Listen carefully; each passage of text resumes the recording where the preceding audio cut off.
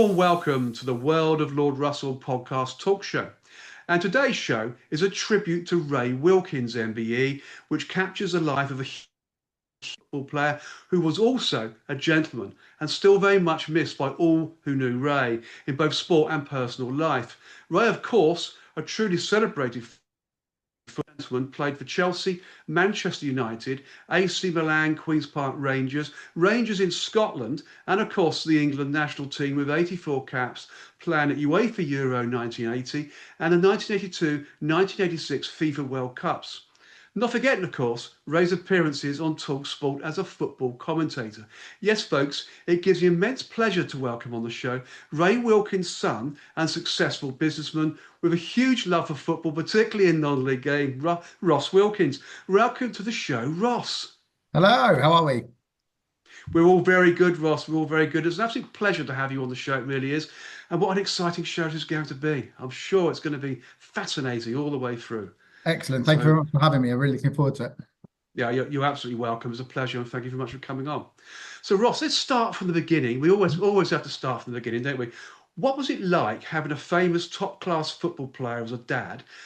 And what are your fondest memories as a child growing up in the footsteps of your dad, not forgetting, of course, your loving mother?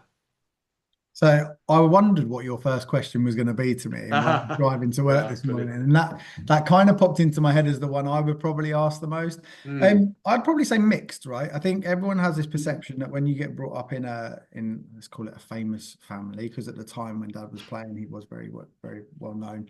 Yes. Everything's going to be very hunky-dory and very easy for you, and it's much to the contrary of that, to be fair. I think you get an opportunity to live a lifestyle that many people don't. That's a fact. You get to be part and see behind the scenes of something that's quite amazing in terms of the industry that he was part of. But all of a sudden that comes with pitfalls as well. So, for example, when you're in a job and you're sacked, you have to deal with that side of it. When you're playing football and you break your leg, or as it was with Crystal Palace, then you have to deal with that side of it. I remember as a child sitting there, my dad coming home one day and he just had blood gushing from his nose. And I was like, what on earth's happened here? I was only a young boy. And he'd had his nose broken in a match and it just would not stop bleeding. Even after the match, it was still pouring out of his nose. So as a kid, that was quite shocking to watch. So I think it's a very mixed thing to live through. I obviously moved around a lot as a child as well. You mentioned all the clubs there. Yes. That you played for. So, back here, I was born in 81 myself. So when he was at Manchester United, so I lived in Manchester for a while.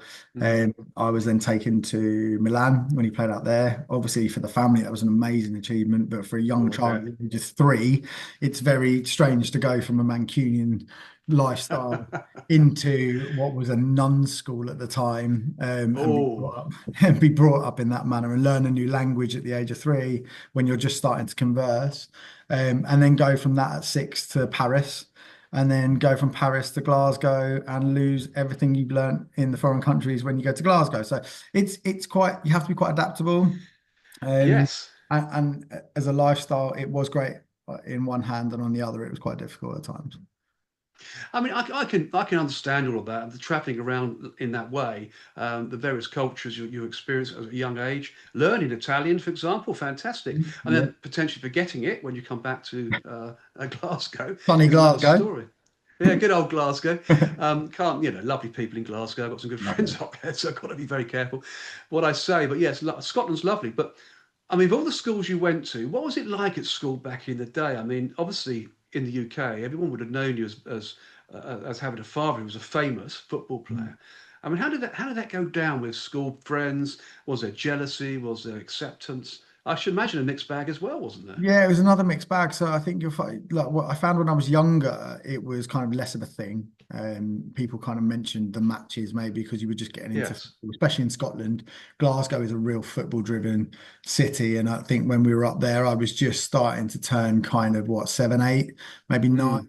So you were just starting to understand the game a little bit, the rivalries that were going on between Rangers and Celtic. Obviously, I was privy to every single home match there, which was an amazing thing to go and witness. Because you're right, the people in Glasgow are fantastic, and the atmosphere that stadium brings is phenomenal. Like Mm. I went back to watch an old Vets game once, and I could not believe the place was packed to the rafters. And the Mm. noise that was coming out of it, you'd have thought it was a top Premier League match to go and win the championship. It was that exciting. So, yeah, it's a phenomenal place. But then obviously coming back down south, when I think Dad was at QPR later on in his life, where he was almost player manager. He'd had Mm. a really good season the first season. I think they got just one place off of Europe. He got them into, and then the second season they'd sold people like Les Ferdinand and Clive Wilson and the likes of, and they really struggled that year. And if it wasn't for a game against Manchester United, where I think United drew in the last minute, I think they might have stayed up, but they got relegated, and that brought a lot of heat on me as a kid at Oh, school, yes. and I really did feel that. I wouldn't quite go to the stage of saying it was bullying, but it wasn't far off that Mm. place. So yeah, again, real mixed bag. Like as a kid, it can be, one day it's euphoric, the next day it can be hell on earth if you're in the wrong place at the wrong time. No, I can fully understand that completely. That's why I asked the question, because it must have been a tough time. Full of ups and downs, I can only imagine, which you've just said. And of course, you've got supporters at school who might be supporting Manchester United, or dare I say it, Liverpool, who have a great hate for Chelsea, for example, when Ray, your father, was at Chelsea. So it must have caused some excitement in the playground, some positive and negative thoughts and feelings towards you as a person, I should imagine, because it happens, doesn't it, on the verge of bullying? It does do. Yeah, I think we're lucky. I was lucky when I was brought up because social media wasn't as prevalent. Obviously, it wasn't around Oh, that's good. at all. So when you think back to me as a kid, there was no Mm. pictures being taken. It was newspaper. Mm. It was newspaper or Yeah. teletext, right? Let's kids nowadays would be like, "What the hell's teletext?" But it was I things like that know. where you got I your get, news from. it is. Whereas now, if you look at it, you're dealing with it on an hourly basis, not a daily basis. Mm. So I look at Wayne Rooney's kids and stuff like that. Like they're all playing, and at some point they're going to get a lot of heat, aren't they? And when Dad steps out of line, it's going to be straight in the press the next day, and you've got to go to Of course it school and is. deal with that. And I feel for them nowadays more than what I would have felt for myself for sure, because I Mm. think actually now it would borderline but be bullying. Yeah, exactly. The Horrendous. social media is absolutely disgraceful these days, where it goes on sometimes, as we know. Yeah. Some players, and individuals at clubs as well, just go through a lot of torment, don't they? It's just Mm. quite a worrying time with the way social media acts at times. It can be. Yeah. But yeah, but let's just talk a little about your dad as a gentleman. I mean, cutting this piece in early, but we'll come back onto it a bit later on. Mhm. When after your dad sadly passed, Ross, an anonymous soldier called you and credited Ray for saving his life when your dad took time to sit with the anonymous soldier on the street, gave him £20 and buy him a coffee. This is a great story. The soldier told Talk Sport, and I quote, "That night I took that £20 and I got some shelter and had a hot meal. This is a striking testament to Ray's enormous empathy and generosity to others, particularly where people are not so fortunate, as we know. Can you tell us more about this particular act of kindness of Ray, Ross? Because that is him in a nutshell, isn't it, really?" Yeah, it really was. I think Dad brought us up to be very similar as well, me and my sister. Mm, In that it's respect everyone around you, no matter what level you're talking to. He yes. wanted us to be able to go in a room with dignitaries and be able to talk to them, or Mm, walk into the poorest place in England and be able to sit there and converse on a level with everyone. And I actually think that's something that's probably lost in a lot of people nowadays, that the ability to talk to everyone, because I think it gets you so far if you can do that. He was such a kind soul deep down. Like all he ever wanted to do was help other people. mm, He got himself into situations before where he could have probably got himself out of situations, but rather than that, he'd rather help someone else out of that situation. yes. That's both at clubs and in personal life as well. So, yeah, I mean, deep down with the soldier, when I had that heard that on Talksport, it was I've got to be honest, me and my sister and my mum all cried our eyes out listening to it the Oh, I first can time. imagine. It's quite an emotional thing to hear someone talk so wholesome, I think, about your father. Mm, Especially when, I mean, to you, like to everyone growing up, especially a boy to the dad, your yes, dad's your strong one in your life, isn't he? He's the one you look up to. He's the one you kind of compare yourself to or try and achieve what he achieved. definitely. Obviously, in my circumstance, that was very hard to do. But the one thing I tried to do was take the lessons that I could that I thought I could achieve from that, which is the way I converse with people, the way I communicate with people. I'm quite comfortable with criticism. I'm quite comfortable sitting down with people and telling them Yes. in business what I don't think is right. But I'll always do that in a similar way to how my dad would have done it in football. And he would have done it with a smile. He would have done it with the right sentiment. And that's how he was all through his life. No matter what he was doing, he was that kind of guy. Yeah, I agree with you completely. And what a way to be brought up. Fantastic. And as we all know, Ray had time for everyone, as you just said, and was loved by everyone he met, both within the game and outside of it. And are there any other special memories you can recollect and share with us where where Ray made such a difference in life to other people? So I don't know, it's very difficult. I think he was one of those characters, Lord Russell, that whenever he walked in a room, people Yes. gravitated to him. I Mm. think it was much to the detriment of my mum at times because they'd go out to dinner together and it would be like Ray, and he'd just jump at the chance of going and shout, like talking to people. So Yes. there would be numerous instances, I think, where he would have been how you just described. And nothing really would spring to mind as a special circumstance. Probably that story from the soldier is the one that I kind of go back to now because I think that does encompass him as an individual, like, wholly, like I said earlier. Um, Definitely, yeah. And of course, that's the story that was recorded. I mean, the other instances of similar actions from your father, Ray, of course, that weren't recorded. So yeah. that was just a one-off. And there's probably many situations like that he was involved with. I mean, as you just said, I mean, I've had some friends that, well, I used to go to La Cabana in Cobham, where I know your dad Ray used to go. You've probably been there yourself, Ross. I was In there. It's this, now the Ivy in Cobham. oh, it's now the Ivy now. That's not The so Ivy good, is it? now. It was great when it was the former its former self. Yeah. And I can remember friends going in there and said, "Oh, I saw Ray Wilkins in there this evening." I just had to say hello, Ray, and he just jumped up, shook my hand, and started talking and surprised people because that's just the way he was, wasn't it? Yeah, I think Wonderful, he absolute he gentleman. he loved that engagement with the fans. Mm, And I think actually in latter life, it was probably one of the things that kind of killed him the most was that he found that he wasn't as well known with like the younger audience that was coming through and stuff like that. So there was mm, less and less of that going on. And when he was out the game, out of management, out of coaching, I think he found that. And I think footballers in general find that adulation miss quite a big mm. thing to deal with.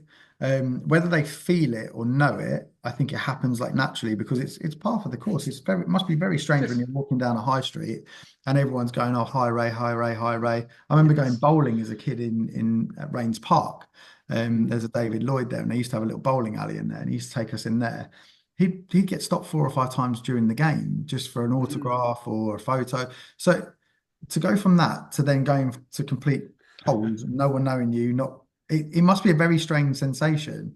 And it's definitely Definitely. something that mental health wise, I think a lot of sports people, the top sports people anyway, have to deal with and have to find a kind of way through. And I'm sure the younger crop that have now become the older crop of the Chelsea team of past are starting to find Mm, that.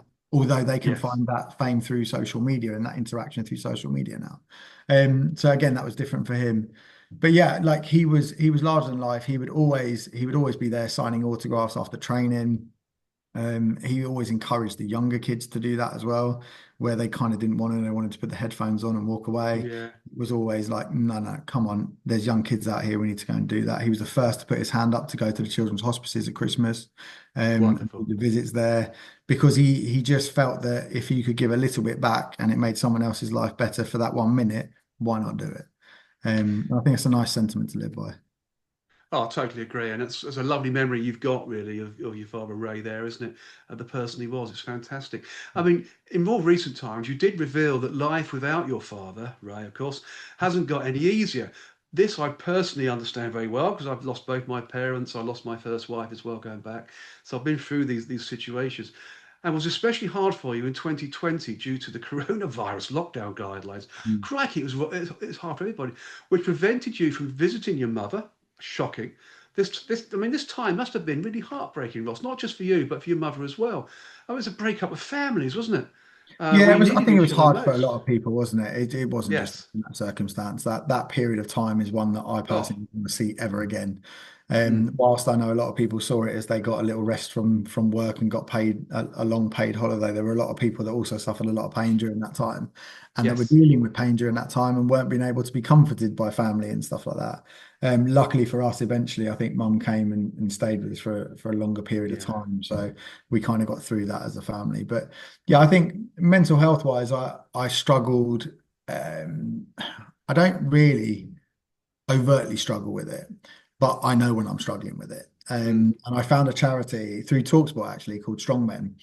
mm, I met the two guys that founded that, Ephraim and Dan at the time, and we just got talking, and I joined forces with them, and we did some charity stuff, and I still work with them now. And I think that was one way that I managed to turn a real negative into a positive, if I'm being really honest. mm, I think out of every negative can come something good. But you mm. really have to work hard at that and make that work for you. So yeah, personally, I did feel a lot of pain. I still do. I think we Of always course you miss do.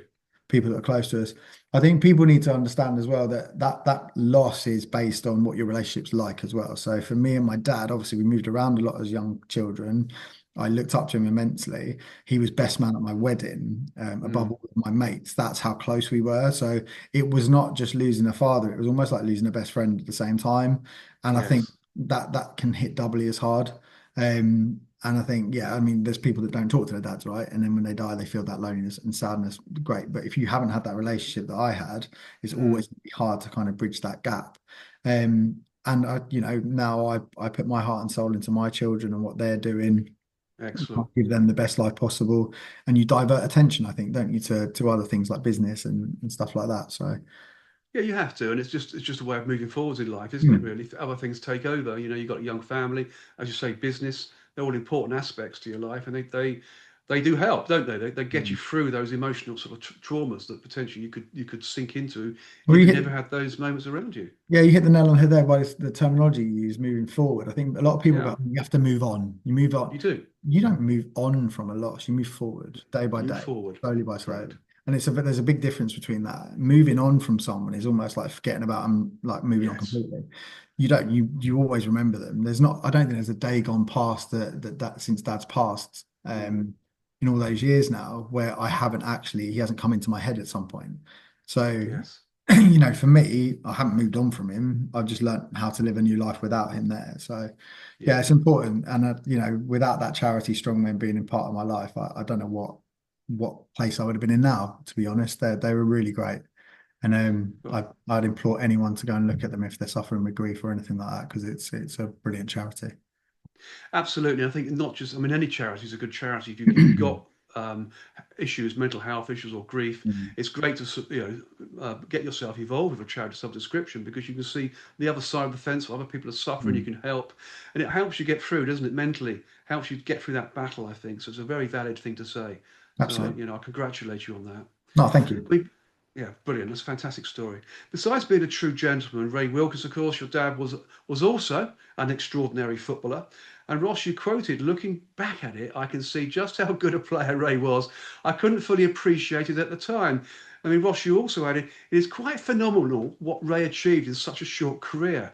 We'll shortly get on to your dad's football and media career, of course, but what else can you tell us about Ray as a man, dad, husband, and gentleman, apart from what you've already just said? I mean, you've probably covered most of the things now, I should imagine. Yeah, I But I think I can, think we're pretty much covered on that front. I mean, going to that bit where you mentioned like I didn't really truly appreciate it. I think when yeah. you're growing up in the bubble that Well, is you were young. your very Yeah. own family, you're just living the life that you think is normal, right?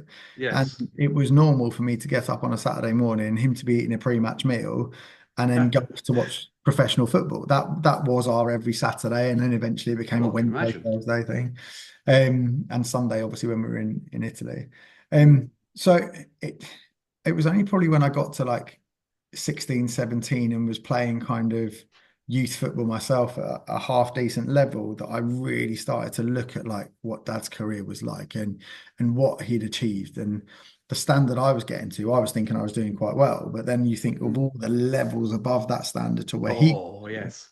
and he did it at Chelsea at 17 and a bit. So as captain, Yeah. which I don't think he'll ever be beaten again, to be fair. I don't think there'll ever be a Chelsea captain at the age of 17, not unless they're No. really exceptional. So I started to compare my own standing in life at 16 and a half to where he was 17. And it wasn't It's a very good thing to do, to be fair, because that's quite no. demoralizing. No, no, you could probably put yourself down a bit, didn't you? Really, probably give you some mental issues Yeah. moving forwards. There was some Because anguish there, that's for sure. well, I mean, but at least you recognise that. I mean, I always remember. We'll get on to your dad now, obviously, about with his sporting traditions, but he had a phenomenal football mind, didn't he? He was leaps ahead of everybody. He could think, a dozen moves ahead of everybody else in the game. He knew where people were going to be. He made his space, his timing. He is exquisite on the ball. His feet were just incredible. I mean, he was just a superb football player, wasn't he? To be honest. Yeah, I mean, he's Pep Guardiola's dream, isn't he? Like Yeah. he Oh. would have fitted into a Pep Guardiola team like no one's business because, like you said, the way he scanned before he received the ball, he knew where it was going. He'd play passes before people even got near him, around the corners, and Oh. he was quite far ahead of his time. And somewhat, I think, early on in his career, maybe when he went to Man United, somewhat Mm. underappreciated at points, in terms of just how good he was. I think there was a lot of negativity in the press about him passing sideways and not Oh create. yeah. But for him, it was a game of possession. So it was about biding your time. And Exactly. he learned a lot of that in Italy, I think, where it wasn't as rush as the English game was. It was a more methodical approach to defending and then moving forward and progressing the ball up the pitch.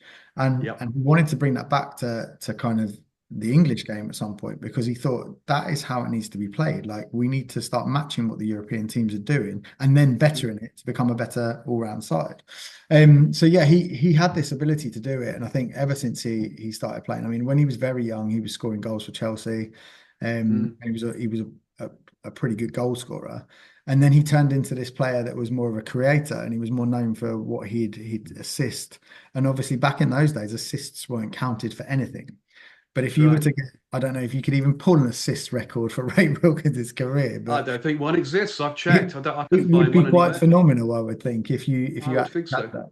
I mean, just ask Les Ferdinand and Kevin Gallen at QPR alone, like the amount of Mm. balls he put in for them to score from would have been phenomenal. So, yeah, I think he was very much ahead of his time. His career was one that was should be well celebrated because I think I he think so. what he achieved was phenomenal, really.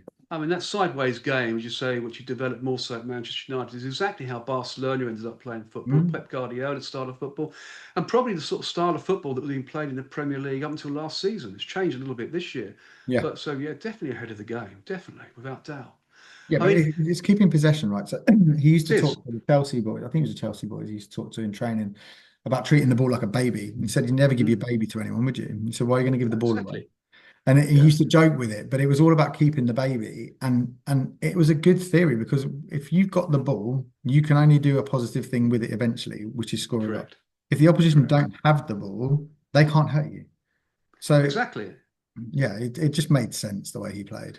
Well, that's what Brian Clough once said, isn't it? If you've got the ball, your opposition can't score. So keeping hold of the ball is a key thing. And that's a Brian Clough philosophy too. Mm. So, he probably would have done well with Brian Clough, wouldn't he, actually? Your dad Yeah, would have got on probably well would. there I too. think he'd have But, done well. Ray was born into a footballing family, of course, with his father and Yes. three brothers involved in the game. I mean, what memories do you have about your granddad, of course, and Ray's other brothers, two of which, Graham and Steve, were also at Chelsea with Ray, weren't they? Yes, obviously that was a part of my life where I wasn't even born, in Ah, terms of of course. them all being at Chelsea. So I only know what really my Uncle Graham's told me, which was he was the better Yes. brother out of all of them. And And what's Graham's actually, nickname? He's got a nickname, hasn't he? What's his nickname? who, Graham? Graham? It's got a few, I think. Yeah. Um, no, Graham, according to everyone I've spoken to, could have been a phenomenal footballer. Mm, Everyone said he was brilliant at what he did. And I was very fortunate when Dad couldn't play in the what was the old Chelsea Vets team in the end. yes. I'd get invited along to play in some of those matches with some of the old boys. Wow, And lucky you. yeah, and sometimes a couple of games I played in front of Graham, I think against Southampton at one point. And the amount of talking he did through the game, Mm, even though he hadn't played it himself for so long, it was phenomenal to play with someone like that that just knew it inside out. There was a great story, and I don't know the game that it was that Dad got crunched. It might have been against Leeds or something at Stamford Bridge, and Graham was on the bench, and he got asked to come on the pitch, and he was going on at left back.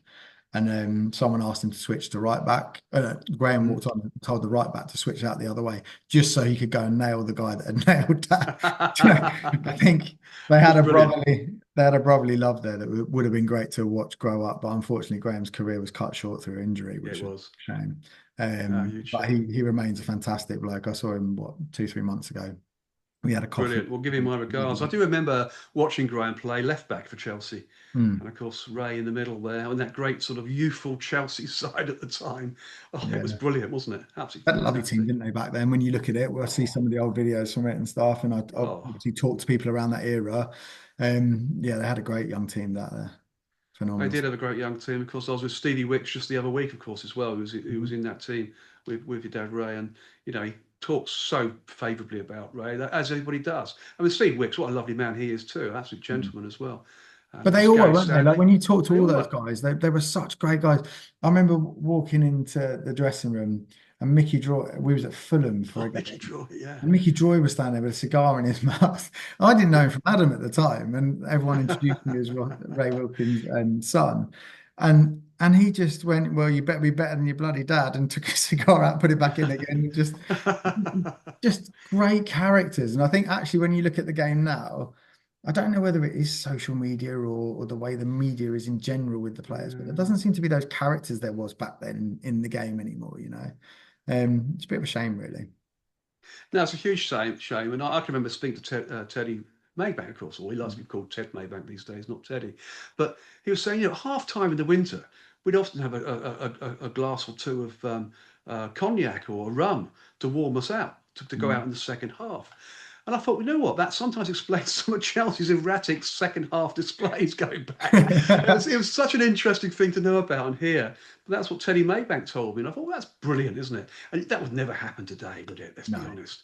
That's no, far no, out of the I've game. got to be honest, I don't think it should happen either. No, it shouldn't even. No, I totally agree. Especially with the likes of Chopper Harris. I mean, it probably meant some of his tackles went a bit wayward as well in the second half more than the first. But yeah, great times though. Yeah, I mean, we said it already, but Ray, your dad, of course, played as midfielder and he began his professional career at Chelsea in 1973, obviously long before you were born. Good 9 years, 8 years before you were born. What did Ray talk to you about later in life about his time at Chelsea between 73 and 79? I mean, I think they were some of his favourite times, weren't they, playing his playing days?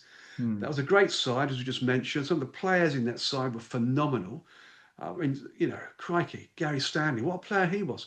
I mean, he just lists that side out, and they should have won more than they did.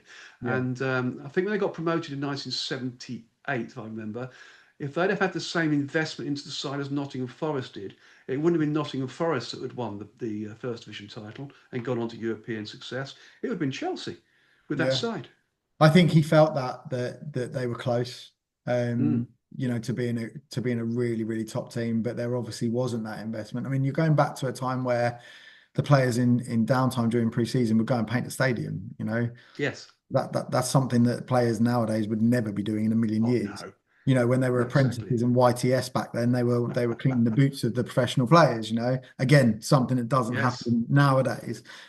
So it's a very different era. I always find it hard, and I don't think people should actually ever do it in comparing eras and players and stuff like that. I Mm, just don't think it works. But he always felt that they were a close to being a great team, and they probably just yeah. need a little bit of investment and maybe one or two to come in, and they could have gone on and achieved more, like you said. So, yeah, but when you talk about memories, and no matter what club he'd been at, I mean, he adored his time in Italy. I think him and my mum, that's probably the happiest they've been whilst they were moving around. Um, he talks so fondly of Glasgow Rangers, the Oh, characters up there, the people he played with, and yeah. that squad, when you look back at that on paper, was absolutely phenomenal. Then there was the kind of QPR days where he Yeah. went from a player to player manager to manager, and again characters all over the place in that team. And he loved them fondly, but deep down, no matter which one you tried to sway him on, it was always Chelsea that won. And Yeah.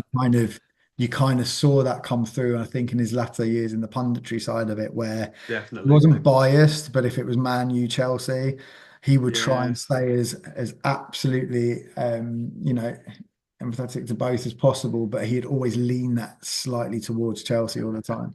And myself, I'm a Manchester United fan, so that I found that quite difficult. And we used to have quite a lot of combative chats, so we say, in our family between I the can two of only us imagine. when Yes, those games were going on.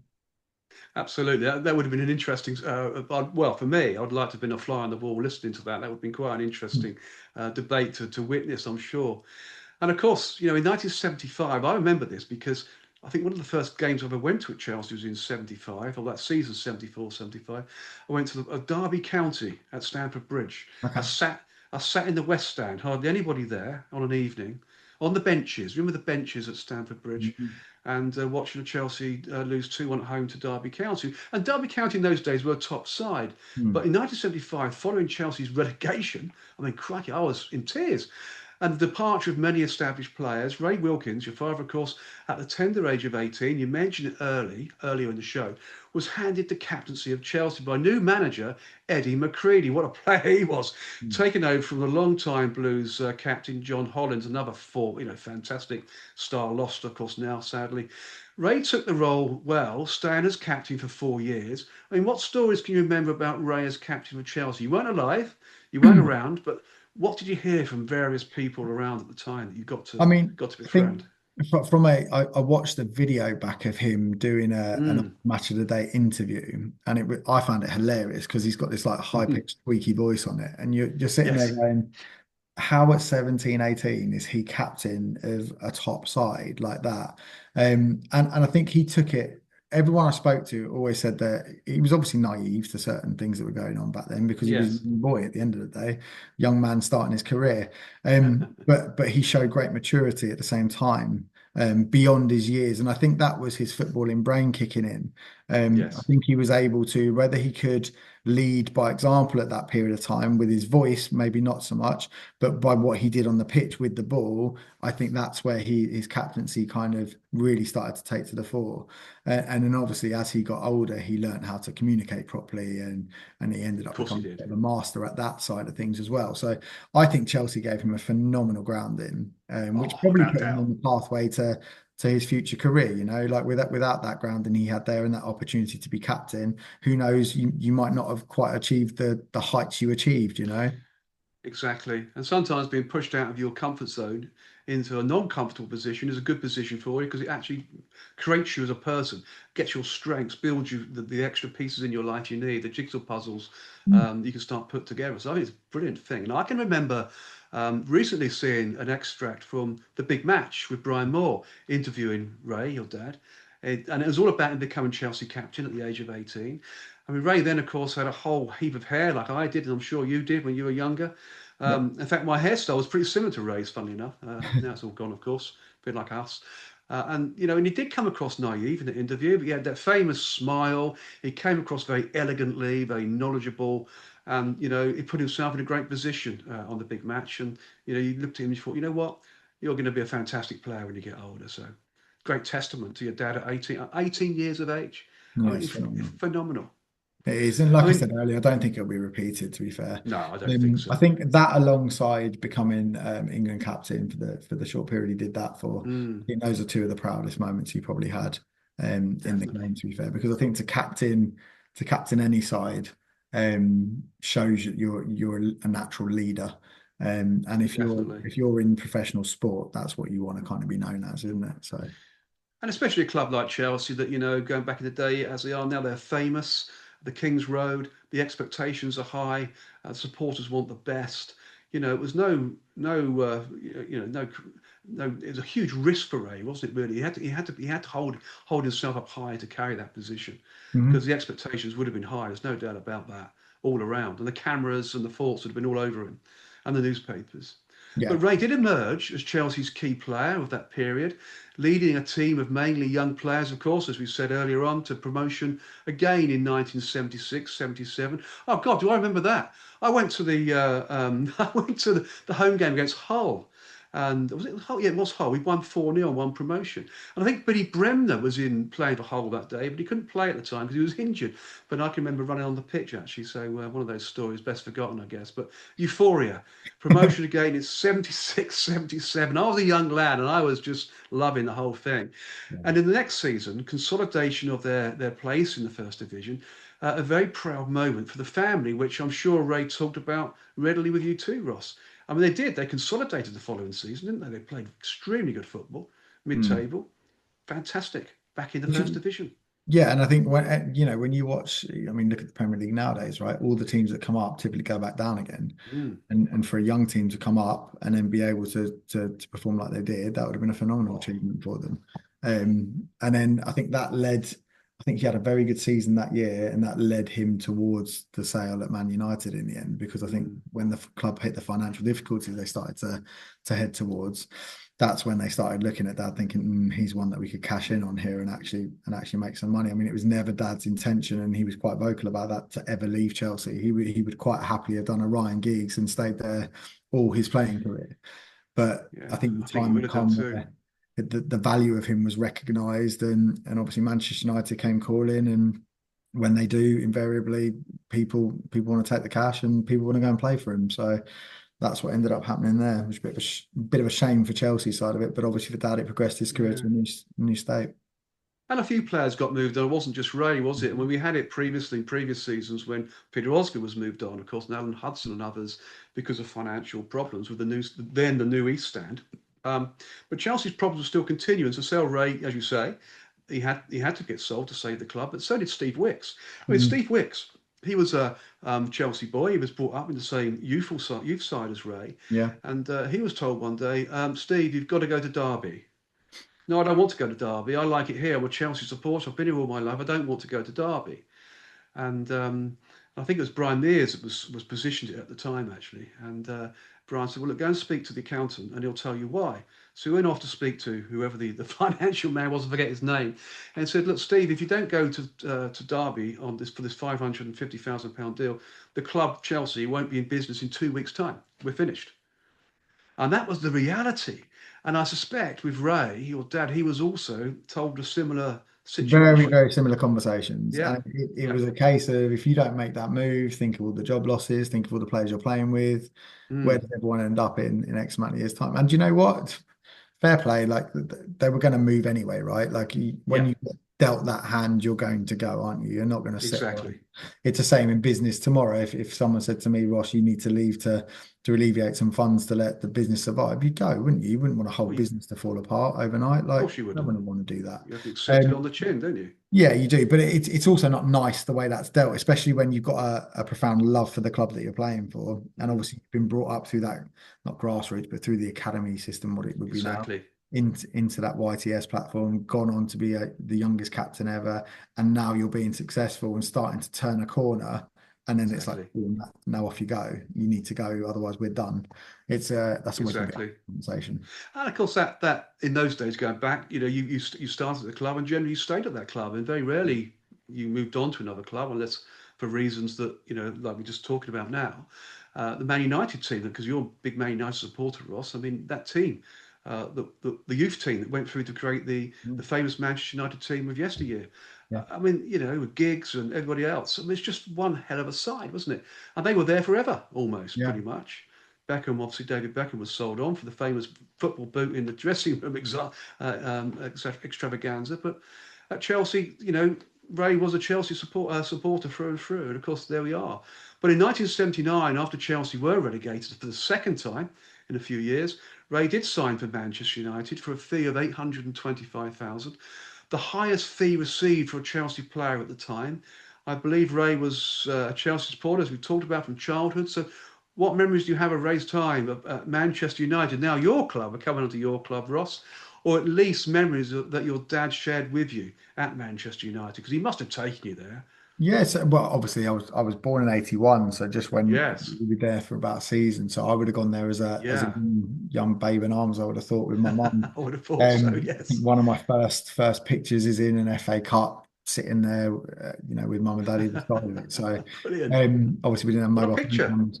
we obviously don't have mobile phone cameras back then, did we? So it had to be a No. professional photo. But yeah, from what he used to talk about with United, he really struggled. It was a Mm, real big adjustment. And he said to me that he never really realized the magnitude of that club until he joined it. And I think you still mm, see that nowadays. There's still you players do. nowadays that club. I think there's very few in the world that carry it. I think there's Liverpool, Mm, there's Manchester United. I'd mm, probably say Rangers and Celtic for Scottish players would carry the same. Barcelona and Real Madrid, very few others carry this burden of you have to win every game and you yeah. have to be your best every single week. Normally, you can play for a team and you can get away with having an 80% or 70%, Mm, but it just wasn't accepted up there. And I think yeah. there was a period of time, I don't know whether it was first or second season, where Dad really struggled to perform at a level. And I look at Mason Mount, and I've seen that in Yeah. him Classic. since he's moved from Chelsea to there. Mm, He's had that similar thing. I know he's had injuries, but when he has played, he's looked a little bit below par and he hasn't been able to quite turn it on yet. But if you look back at Mason Mount at Chelsea, there's a phenomenal footballer in there. And he yeah. just I'd needs a agree with you. pre-season and a good run of games. And I swear you'll start to see the benefit of a Yeah. Mason Mount. And I think Dad was very similar to that, where he went to this club. It was a massive auditorium to play in compared to what he was used to at Chelsea. The expectation on him was huge. Mm, They wanted to win not just the league, but you're talking about, the European leagues as well, like yes, of course. European Championship. So they were fighting on every single front. And yeah, he struggled. And then I can't remember who the manager was, but he actually sent him away to America for a 2, 3 week period and said, just go away, have a rest, think about things, come back. And he came back in the next 2 seasons. He was voted Players Player of the Season by the Supporters Club of Manchester United. And Yeah. it just goes to prove sometimes when you're in a bit of a rut, you've got to remove yourself from it, take a bit Yeah. of time, have a deep breath, come back with a different mentality and have another crack at it. And if you've got the ability, you will achieve it eventually. Yeah, and that goes back to your earlier statement about going off to do some work for a charity, doesn't it? Clear your head, clear your soul, clear your Mm. mind, and then come back and see things in a different way. Because you're right, with the likes of Liverpool, Manchester United, and indeed Chelsea now, of course, have probably got the same aura. Um, the expectation is high, and great players, good players, really, really top class international players can struggle at those grounds because of those clubs, because of the expectation. And of course, Ray went through it there in his early days. Well, look at But Chelsea last season. I mean, yeah, it wasn't just past Christmas last year where there yeah, was well, yeah, protests against the manager and the of players, and course, want everybody out, and the whole thing was like just, when you look at it, they've gone on and won the World Club Championship. Like I know, it's and just phenomenal. throw in and throw in the Euro Conference Cup as well. That's not too bad, is it, for a club that was in disarray in December last year? So there is And yeah, expectation. I think more so yeah, now because the wages are more known about. mm, People look at a wage and they think that's an immediate reason that you need to perform 100% every single week. The correct. body is the body. It's a human thing. It can only do so much in so many periods of Yeah, time, which is why you still get managers. I think Jurgen Klopp was quite vocal about it, talking about, you need the winter break mm, and more rest for these boys, not more games. And actually, it'll be really interesting to see those clubs that went to that World Club Cup, how they start performing in January, February coming up, because that would yes, have been a long period of time they had to play football for this year. And absolutely. that for me will be quite interesting to see how that will manifest itself. But yeah, the expectation's phenomenal on these players. And when you go to the bigger clubs, you really start to realize it. And that was Mm, probably Dad's biggest take home from Manchester United, was just how big a club it was. Um, yes. Absolutely. And of course, getting back to Ray and Manchester United, Ray did score 10 goals in his mm, 5 years with the Red Devils. I say the Red Devils now, of course, because that's what they are. Not as many goals as Ray scored for Chelsea, of course, but one of his goals was a long-range strike in the 2-2 draw with Brighton and Hove Albion in the 1983 FA Cup final at Wembley.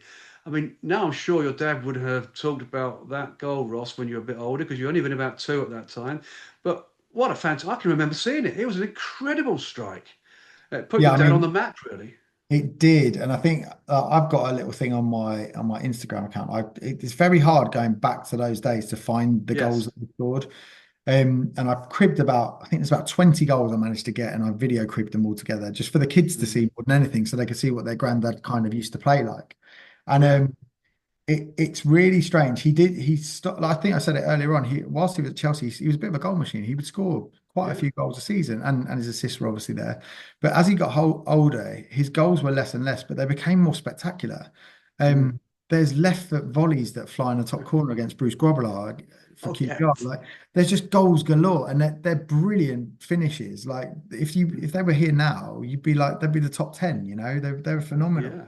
And that goal, actually, I've got a friend of mine when he passed. He actually took a screen grab of the image where Dad's kind of curling the ball, and he's had it framed for one of my sons in his bedroom. So he's got that up in his bedroom. Wonderful.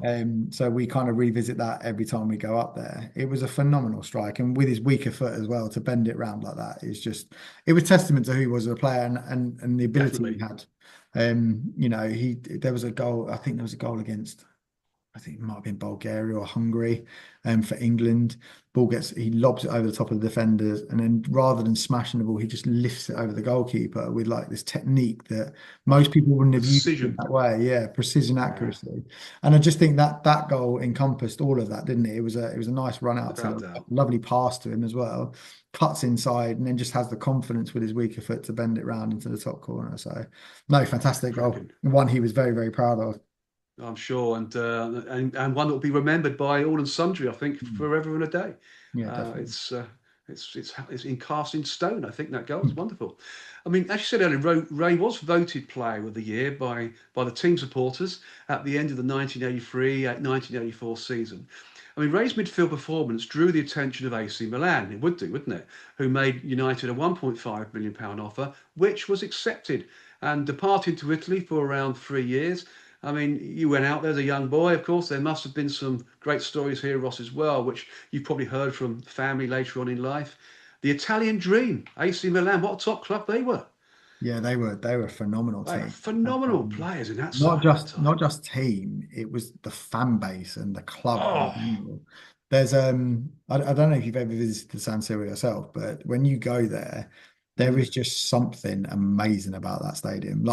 When they were talking about knocking it down, I was praying they don't knock it down because I know it's Mm. old and it's falling apart, but actually there is something phenomenal about the height of it, the way it Yes. boxes in, the noise it creates is brilliant. And when you play the top teams out there, the Italian fans are just a different level to what we have Mm. back here in terms of noise. They're in there 2 hours before kickoff back in the day. The flares are going off left, right, and centre. Very similar Exactly. to, I think Crystal Palace is probably the only thing I've seen with their ultras recently that kind of come anywhere near what I've seen in Italy. But yeah, I used to go to the games with Mum. We used to sit down. I used to have this little AC Milan kind of fold out thing that used to go over the stairs that you walk down, so the kids could sit on that, and we'd watch the games. Milan was just probably my first proper memories of a football stadium as a kid, to be fair. And Wow. obviously, nice to go back there with Dad when Chelsea were in the Champions League. Yes. And played there, and Dennis Wise scored his famous goal that they now sing about. So, yeah, that Mm. was that was really nice to be able to go back there in later life and see it, from another angle. But the Yeah. the furore around that club is phenomenal. And when Mark Haitley and Dad moved over there, Mm. they were like the talk of the town, and they couldn't go anywhere without being photographed. And obviously, we were young pups at the time, four, five, Mm. six. But yeah, we were constantly bothered in restaurants and stuff like that. But it was just lovely, and they're just passionate about their football in a slightly different way to it is back here. I think more like the northern side of England, where in Italy a lot of the supporters of the clubs they work hard in the week to earn their money to pay for the season ticket to go to their football, and you Yes. tend to find that back in like the kind of the northern side of England, where like Newcastle and Manchester and Liverpool were very similar to that kind of ethos. Mm. Mm. And I think Dad kind of gravitated to that quite easily from being from Manchester United to there. So they had a very Yeah. successful couple of seasons there. I'm not sure they won too much. I think they came close. But again, him and Mark Haley were Mm. well-renowned players, and they're still talked about. I went back there with my girlfriend at the time, who's now my wife, and we walked into they had a shop near the Galleria in the middle of Milan. And I Mm. walked in, I bought the white shirt with the nice Adidas stripes. And he said, "Do you want a name on the back?" And I was like, "Oh yeah, please, can I have Wilkins?" And he looked at me and he was like, "Wilkins?" He's like, "You're his son." And I was like, Yeah, I am. Yeah, yeah. He went, Yeah. the shirt's on us, and he gave me the shirt, put my name on the back, and just Wow. handed it to me in a bag. And I was like, wow, that's phenomenal. That's like 20 years after he's played for him. They still remember him as fondly as that to just Well, that's hand it brilliant, over. isn't it?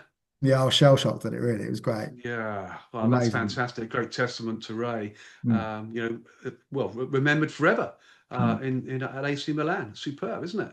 What a Yeah. great thing that is. And when he passed away, I think Franco Baresi took a Wilkins shirt to like the home end, and Mm, then they all did like a massive salute for him there and stuff like that. Which again, it just goes to show that his name was still, you know, mm, recognized, which was really nice. absolutely.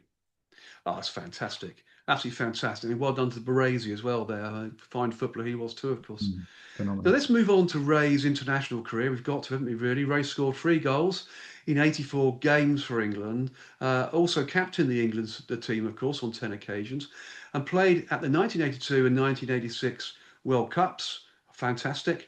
What do you remember, Ross, about your dad's playing career for England? I mean, there must be some magic moments, and of course, some interesting stories too. I mean, I know one or two, but don't think I should bring them up on the show. But Yeah, I'll we're leave going it to to leave a you. lot of them, that's for sure. I've heard a lot about hotels and swimming pools, but yeah, we'll Oh, leave. absolutely, yeah. Yeah, I think I mentioned it again earlier on that for him playing for his country, he was an Englishman at heart. There was a pride Mm. about him. He's one of those guys that wanted a St. George's flag outside his house. He when we used to holiday in America a lot, and he used to be quite envious of how the Americans supported their country. Mm. And he felt that we should be very similar. So anytime he got to put on that England shirt, he was obviously immensely proud and wanted to do the best he possibly could. And I'm sure you were going to mention it anyway, but in that 86 World Cup when he got sent off, that was probably the lowest part of his footballing career ever. Mm. I don't think he even thought that that would have been the case, that he would have got sent off. And actually, when I watch it back now, he was Mm. petulant. Yeah, I'll give him that. But actually, I don't think it's a red card offence what No, I happened. didn't think so either. And I That think, was, if we'd have seen it nowadays from the multitude of angles that we get on TV, yeah, we'd have probably all exactly. gone, what on earth have they done there? Like, but he had to deal with that. He had to put on his big boy pants and carry on Mm. career after that. But yeah, for England, I mean, I mentioned the goal earlier. I'm sure it's Hungary he scored that against. But I think Mm. he felt a lot like how maybe the golden era of England more recently with the Rio Ferdinand and that Mm. team. I think he felt that they underachieved to where they could have achieved. I Mm. think It's a fair statement, though, isn't it? yeah, I mean when go through the team, it's a phenomenal side, and you go through the eras that we've had as an England team since Mm. then. We've all been close, haven't we? We've all been We in that have. sort of semi-final Yeah. area, and yeah, we were going through his stuff recently up at the place where we keep all his like memorabilia and stuff, which we're still determining what to do with. And we pulled out a couple of his England caps, and they were from Mm. the World Cup lead up games. And it was just phenomenal to think about like all those games, like 84 games he played for England. It's a That's incredible, phenomenal isn't it? achievement. And over such a long period of time. And I think actually he would have easily hit 100. He was injured for about 6 months Mm. during his England career. And I think he would have hit over 100 at some point and become a centurion, which is a bit of a shame, really, for him. That's a Um, huge shame. yeah. But But I think nonetheless, 84 captaining, caps. yeah, not to be sniffed at. And I think, again, I go back to it. I said it about Chelsea, and it's no Mm. different with England. Captaining his country was by far his best personal achievement. Oh, wonderful. There was that sense of pride again to wear that armband and lead your team out onto a pitch. I think he did it, quote me if I'm wrong, but he did it 8 or 10 times, something like that. Mm. And for him, I think every one of those games would have meant equally as much as the other. Brilliant. That's a fantastic story and great recollection of your side there as well, Ross. I mean, Ray Wilkins was called up to play for England for the first time, and this is unbelievable, in 1976 by coach Don Revie. I mean, that takes us back, and of course, Don Revie didn't like Chelsea players, but simply couldn't overlook Ray Wilkins, could he? Ray made his debut on the 28th of May in a 3-2 win over Italy at the USA Bicentennial Cup tournament in New York. I mean, did your dad ever tell you about his debut for England, Ross? I mean, to be called up No, by Don Revie, that's an absolute rarity. Yeah, and I mean, again, testament to how he was playing at the time, right, and what he could offer. But no, I don't. We didn't really talk much about his debut. It was more about, like I said earlier, the kind of just prideful playing for your country. He used to kind of drum that into us as that is the absolute elite of elite. And I mean, my dad would sit there and watch every single sport that England were involved in. Mm, You know, when England were playing in the rugby, we'd watch every game. yes. When we were playing Europe versus the US in the Ryder Cup, Mm, it's Europe all day long because we're part of that. yeah, And that was how absolutely. he was as an individual. So no, I have no recollection about his debut for England, sadly. But yeah, like the England love he had for playing for him was unreal. Well, I was hoping at the time that it wasn't going to be a Don Revie kiss of death because I know Don Revie chose Alan Hudson for his England debut against West Germany, I think in 1975, and he didn't play again, or he may have one more game, and that was the end. So being chosen by Don Revie might have been a bit of a, Bit of a curse. bit of a curse, really. But it didn't. It wasn't, of course, because he completed 84 caps.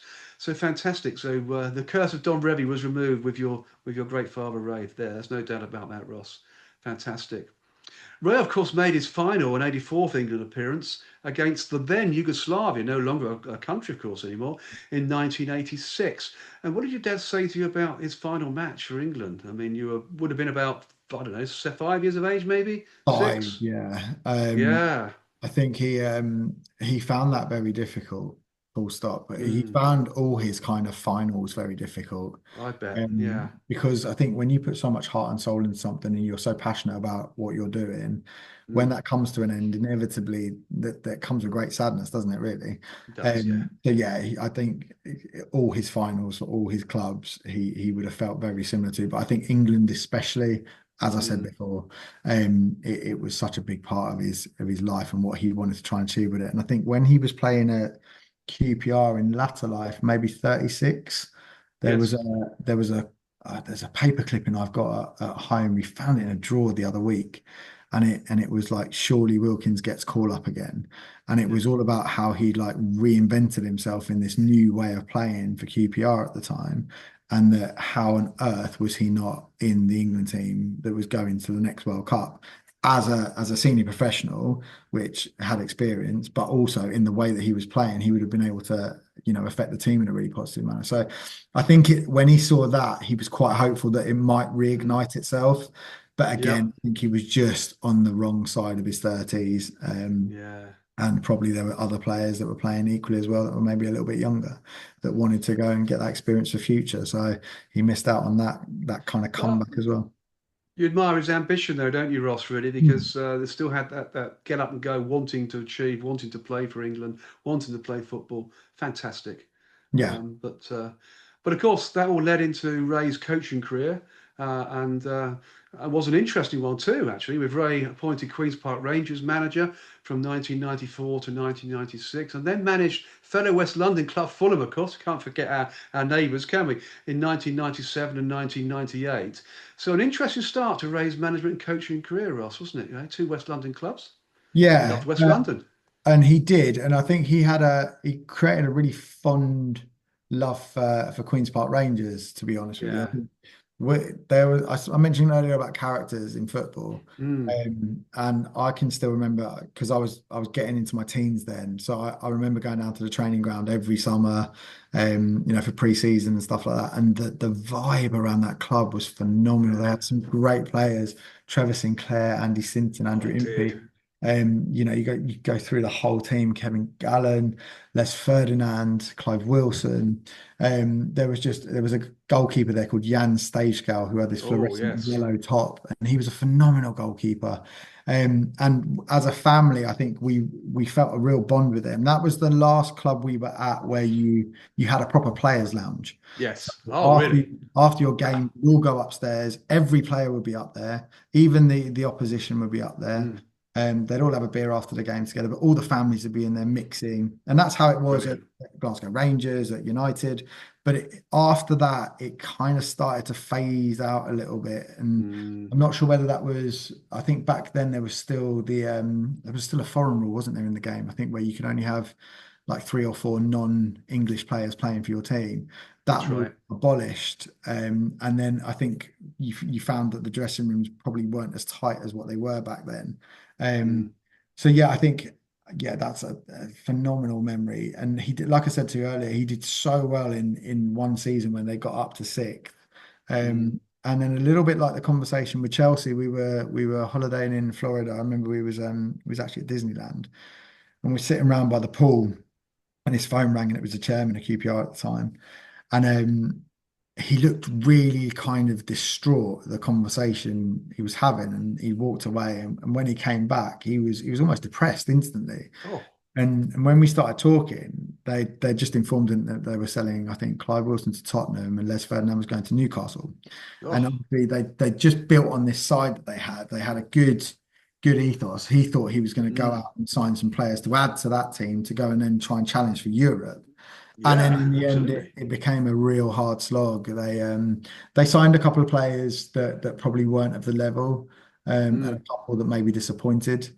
And then they ended up getting relegated that season. And that was my only real negative season in football, if I'm being honest. Most of my seasons were either, fourth, fifth, sixth, yes, in for a cup, they got knocked out. Okay, cool. But relegation is it's like it was like a morgue in the stadium. It was a really mm, strange feeling because you knew straight away people were going to lose their jobs. People were having their pay, yes, the players were having their pay cut. The next season was going to look completely different. And in the end, obviously, Dad didn't stick around too much longer. Fulham was a bit of a strange one. He went in there. I think Kevin Keegan was a chief executive officer with him. So mm, obviously they knew each other from England days under Mohamed Al Fayed. So mm, it was a bit of a dream team set up where you thought you had that kind of money of the Harrods back in, and you had this dream team of Dad and Kevin. And I mm, just think from what I know of that time, it just didn't quite work out how it should have panned out. And it ended up a bit sour towards the back end. So yeah, he had a bit of a hard start to his football managerial career, which then is hard to come back from. it Um, is.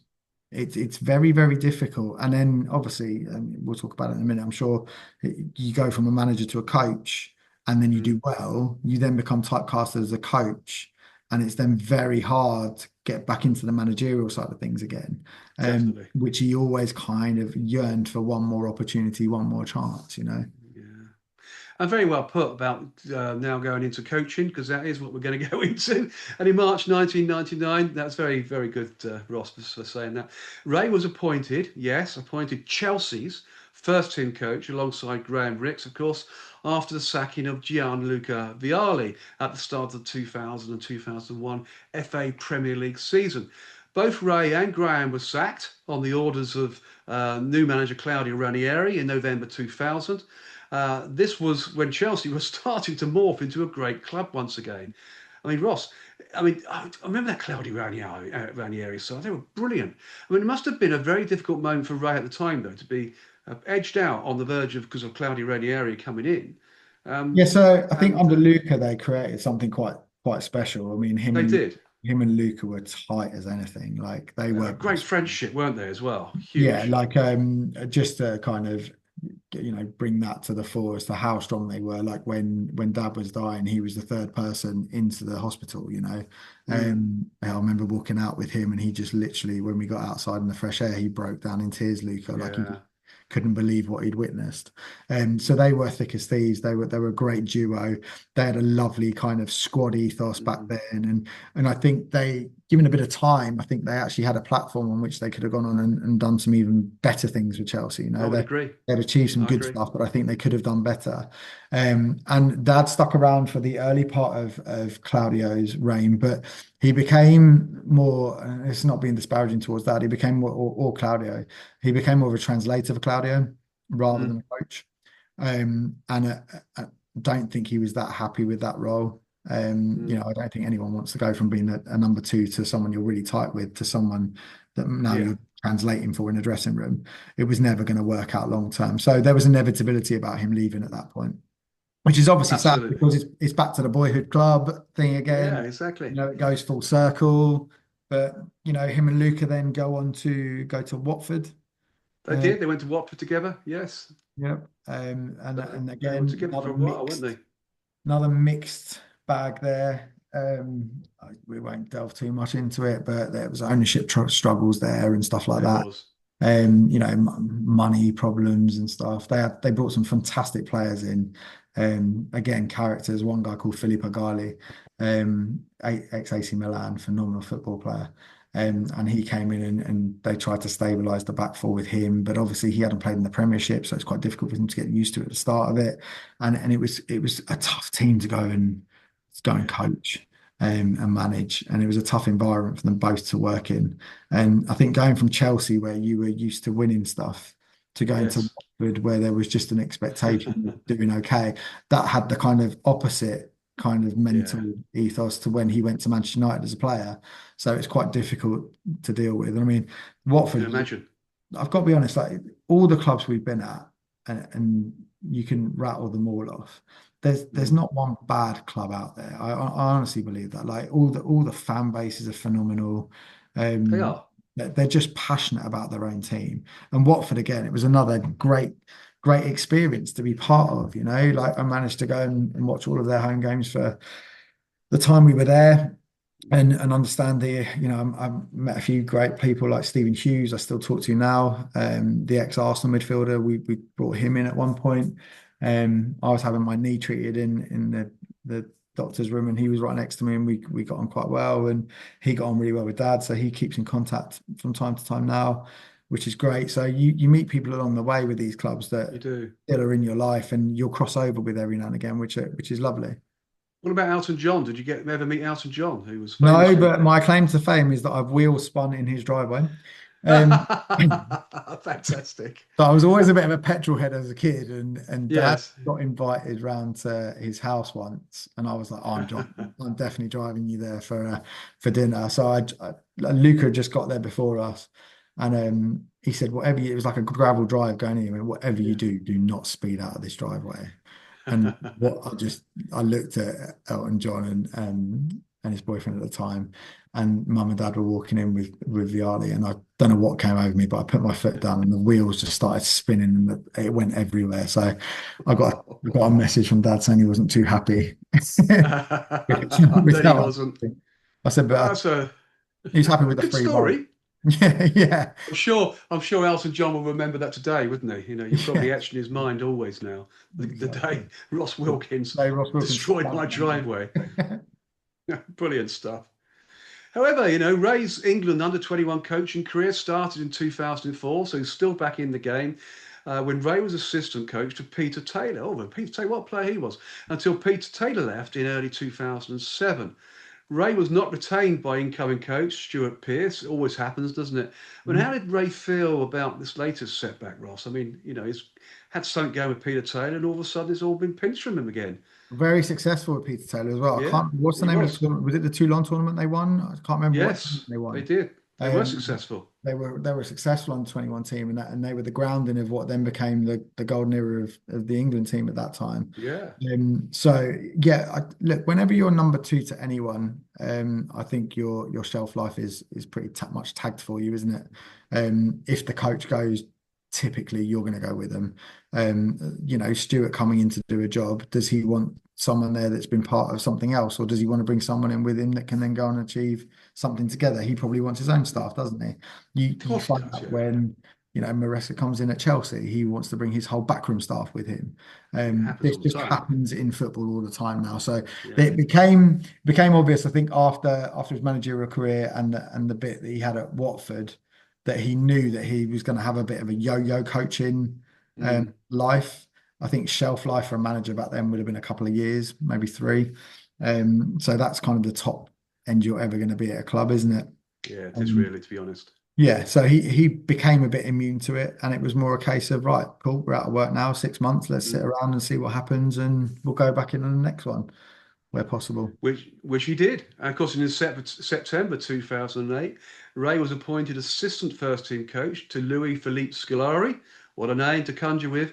Back at Chelsea, following Steve Clarke's departure to West Ham United. So, Ross, your dad, Ray, was back at his boyhood club once again as first team coach. Wow, what a story. He was, and I think that was the start of his. That at that point, I think when Scolari took over, they were becoming the team, weren't they? They were starting They to were. really be known as one of the top players, one of the top players in their Premier League, and I think Yeah. he really was excited about that. And I think I can't remember what actually happened with the Scolari era. It was quite short, wasn't it? It It was short. didn't really Yeah, kick very off short. the way it was supposed to have done. And then who came in straight after him? Was that Well, when? following for Louis Philippe Scolari had a shock sacking, didn't he? Really, because I thought it Yeah. was quite a shock. Didn't for whatever reason go down too well, but he was getting results, and the team was playing some lovely football. And Ray then, your dad, was then appointed Chelsea's caretaker manager Hmm. for the fifth round FA Cup tie with Watford. No, Watford away. Watford. Yeah. Chelsea won the game 3-1 through a Nicholas Anelka hat-trick, with the club's new manager, Gus Hiddink, watching from the stands. A topsy-turvy time for Chelsea and your dad, Ross, wasn't it, really? So Gus Hiddink coming in, and another exit probably for Ray. Yeah, but It was indeed. he also must be Chelsea's most successful manager ever because that's 100% win record, right? So Yeah, it was. Yeah, I mean, managed one incredible. game, won one game. So he's never lost as manager for Chelsea. No, and Gus, he absolutely adored. I think they Mm. instantly struck a chord with each other. They went on to win, was it the FA Cup that season? Do I recall that correctly? Yes, I think that's correct. And it's the one where Gus gets him up into the stand with him because he That's reckoned it. actually Dad was the main part in keeping that squad together through that period of time. And yeah, like they had a phenomenal relationship. But Gus was larger than life, like really good fun guy. Yeah, And the team was great. Like, the back four was phenomenal. It was really starting to shape up to be something it special. was. Which it ended up being in that double season, right? Like I think that Mm. that season was just something I'd never experienced in football. Yeah, it was phenomenal, wasn't it? And of course, then under good Hiddink, of course, Ray's contract wasn't renewed. We're back to this again. And whilst appearing as a guest on Sky Sports Champions League coverage in December 2010, Ray stated that Chelsea still had not given him a reason for his sacking. But I guess this is what happens all the time when new managers take over, as you've just already said. Really, he Yep. wants to bring in his own staff, Ross. But that's a real shame for Ray, wasn't it? Your dad, he was back there, he was enjoying football again, and circumstances got in the way. Yeah, I mean, when people ask me like, why don't you support Chelsea? I look at it instantly. I go, well, they've sold him and they've sacked him 3 times. Why So you would haven't I got much love support? from that point of view, Why have would you? I No. support Chelsea as a family Yeah. man? No, Yeah. like No. again, another painful Yeah. way to leave the club. And I think it's that boyhood club thing again as well. When you're brought It up, is. gone back there, left there, gone back there, left there, but gone back there and been successful, and then left. That became quite hard for him to deal with. And Mm. at times he would get quite low, and start questioning himself. And I think when you get fired and you're not given a reason, then I think it's very hard to come to terms with. Mm. If I went into any business tomorrow and just sack someone, it wouldn't happen, would it? You have to be No. brought in, you have to be given a process, you go through that process, Yeah. you get Exactly. due time to reflect and change your ways, and then, if it's still happening, then you go. Whereas in football, it's a different game. It doesn't abide by the normal laws of employment. So it's Yeah. like tomorrow, Exactly. you're gone. See you later. You either Um, win matches or you're out. It's as simple as that. yeah, Yeah. yeah, it is, which is tough, but It's tough. it ends up becoming a better story as we move forward anyway. It does, yeah, well, of course. And of course, Ray was part of the media team that contributed to the Football Italia show that aired on Channel 4. Mhm. Ray later appeared as commentator for Sky Sports, particularly on their Champions League coverage. Kind of talked about that earlier on, particularly around Chelsea, of course.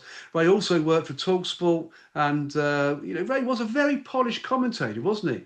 His knowledge of football was outstanding. I mean, what he'd learnt over the years of playing, coaching, managing was simply phenomenal. I mean, you must be proud, Ross, your dad's media expertise too. I mean, I can remember listening to him doing his media coverage, and he was really, really good.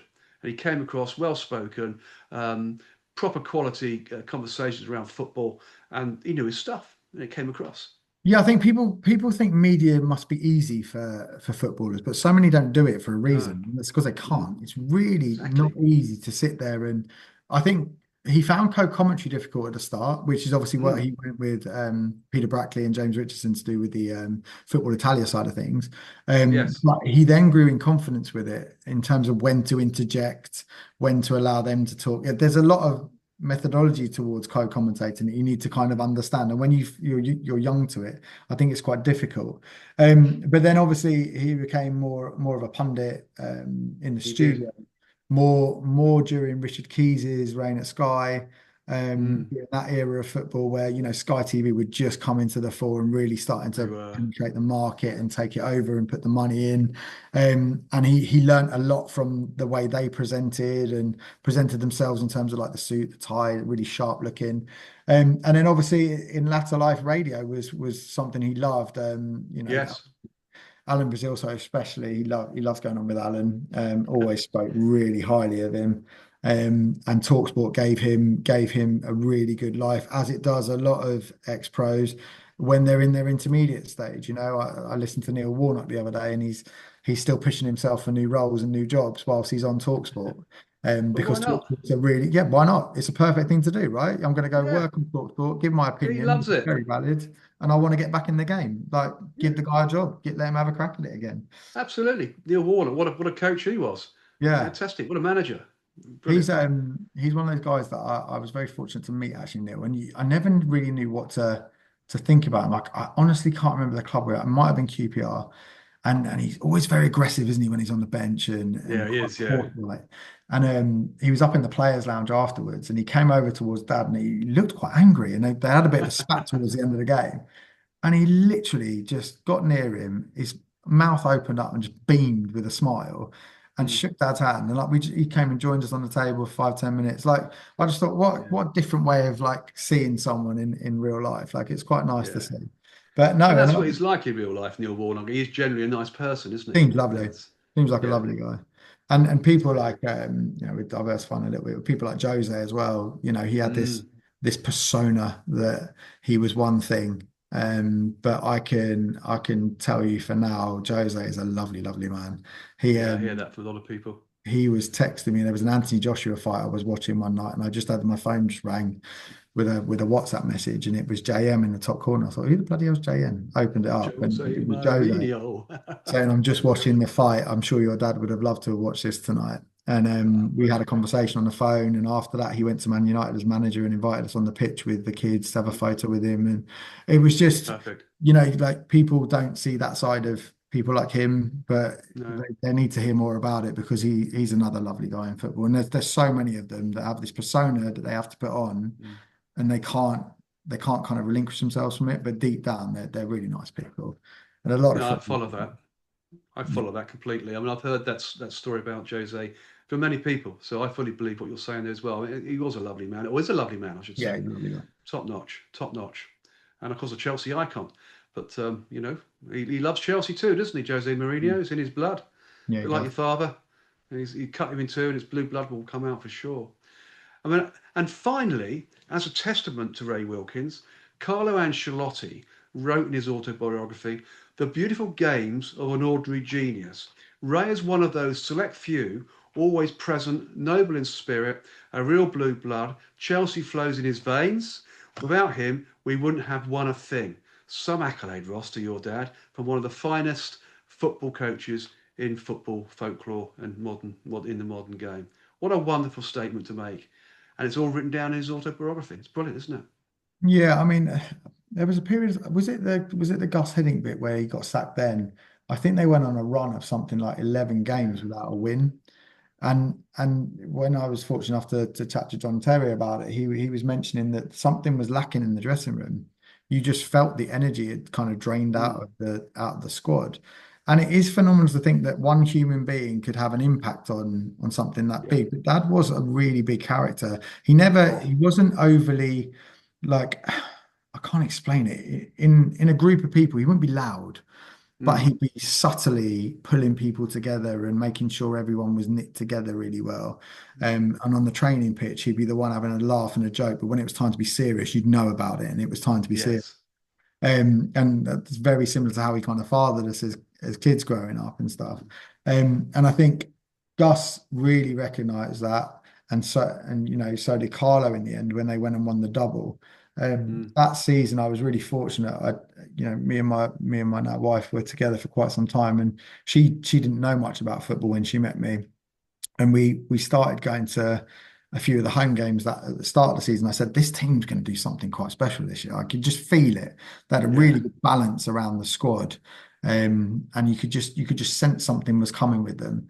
And I said to her, what about if we didn't have children at the time. I said, what about if we followed the team for the season? And she was like, what do you mean? I was like, well, let's go to all the away games and we'll go to the home Mm. games and let's just see where it goes. And in the end, she just fell in love with football and the whole Yeah. passion around it. And she couldn't quite understand it until that point. But she was getting a full backroom view of everything from the hotel stays the night before to the dinners, the Mm. breakfasts, the pre-match meals. And it was such a great insight for a season into a top championship winning team. And they just annihilated everyone. And it was Yeah. it was down to ability, it was down to their team bond. And it was down to them having some world-class players. And to be fair, Of that year course. they'd have gone on to win the Champions League as well and done the treble, but that wasn't to be, was it, against the No, faithful sadly. Barcelona team? Yes, I remember that very well. And I think the manager, no, the referee, I do believe, was the one that was inspiring for the Barcelona win. I seem to remember some decisions there that referee was making, which were just unparalleled in football. I Mm. mean, what was going on with that referee? I just don't know. I mean, I won't say paid off. Oh dear, I just said it. But but it's classic, isn't it? I Yeah, mean, well, it really, wasn't it wasn't great to watch. no. And obviously they take the win in the end or get the result and Chelsea go out and that was the end of that. But that Mm, season finished on such a high anyway, to go and it win the did. there was a game where again my wife sat with me and we were having a bet. I think they were playing Wigan at home. Mm. She wrote down 8-0 on her betting slip, and I was like, "What are you doing? That is just throwing money down the drain." And it Well, was, wasn't it? I think they went and beat them 8, yeah. It was so, just, I just think ridiculous. Solomon Wigan, Kalou scored some goals and Elka scored some yeah. goals. It was just goals flying in from everywhere. Drogba was Oh, phenomenal. The front three they had in an attacking sense was just off the scale in terms of power and mm, pace. And I don't think that's been rivaled recently. When you look at the front threes that are out there now, yeah, that they were just phenomenal.